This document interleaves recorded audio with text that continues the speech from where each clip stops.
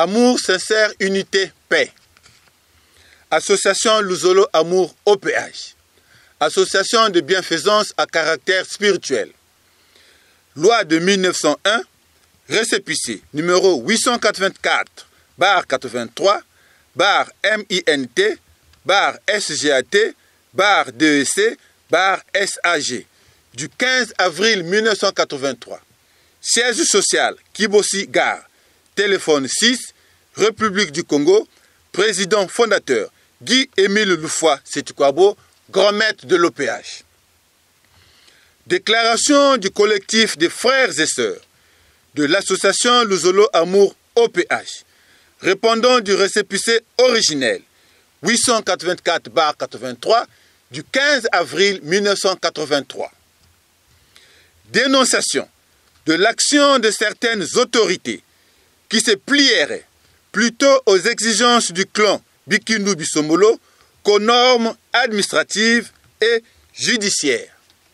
Nous, collectif des membres de l'association Luzolo Amour OPH, répondant du récépissé originel 884-83 du 15 avril 1983, venant une fois de plus ce jour prendre à témoin l'opinion nationale et internationale au moment où nous marquons notre totale indignation contre les pratiques incessantes de certains fonctionnaires dans le traitement des dossiers liés au conflit en cours dans notre association. En effet, nous voudrions bien porter à votre connaissance que jusqu'à ce jour, malgré toutes les voies légales de sommation, M. Jean-Pierre Bikindu Bisombolo se trouve dans l'incapacité de présenter les supports des instructions qu'il dit avoir reçues du président fondateur de l'association Luzolo Amour OPH. Des supports qui justifieraient cette saga judiciaire et administrative dans laquelle il a plongé notre très chère association.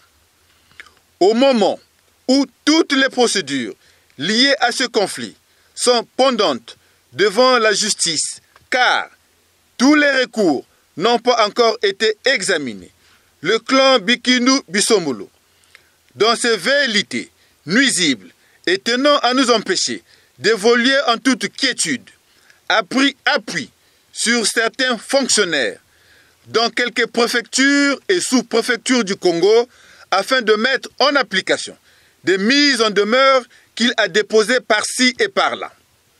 Par ces actes, et faisant usage de mensonges et de trafic d'influence, ce clan, en mal de notoriété, car ne détenant aucun mandat du président fondateur dans leur agissement actuel, veut tout simplement voir arrêter les activités de plus de 30 000 adhérents éparpillés dans les villes et villages du Congo où nous prions et travaillons en faveur de la paix, des cœurs et de l'unité des peuples. Nous nous indignons aussi du fait que le clan Bikindu Bisombolo continue à situer le débat sur et autour d'un seul individu, alors qu'il lui a été clairement notifié que ce débat ne concerne pas un individu, mais tout un collectif de plus de 40 000 associés au Congo et dans le monde entier.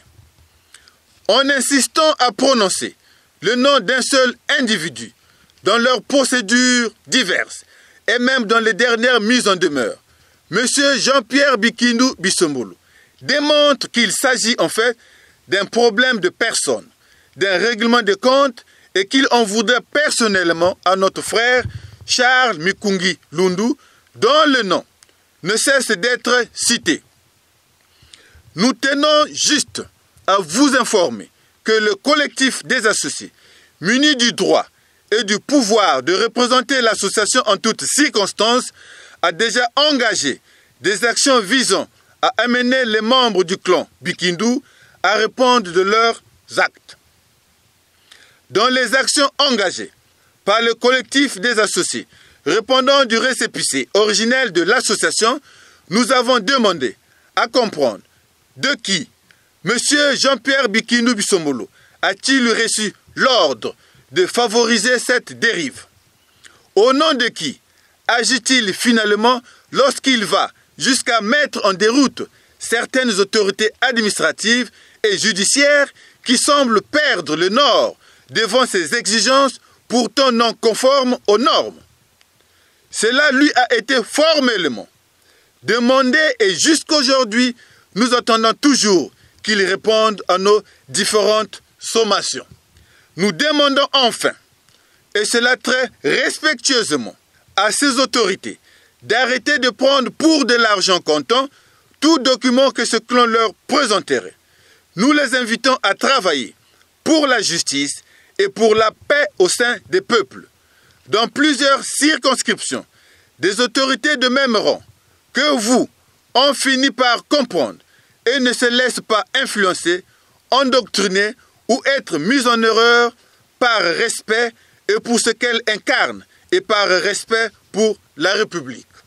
Devant cet état de choses et en vue de préserver la dignité de notre association et celle de son président fondateur, Guy-Émile Loufoua-Seti-Kouabo, nous allons prendre toutes les dispositions légales afin d'amener une fois de plus les uns et les autres à se conformer à la règle, à la déontologie et à arrêter avec ces pratiques et comportements qui sont décriés par les plus hautes autorités de l'État.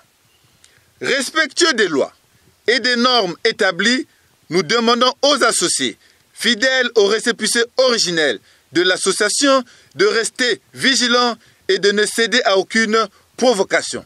Paix profonde en Christ. Fait à Pointe-Noire, le 1er novembre 2022, le collectif des associés répondant du récépissé 884/83.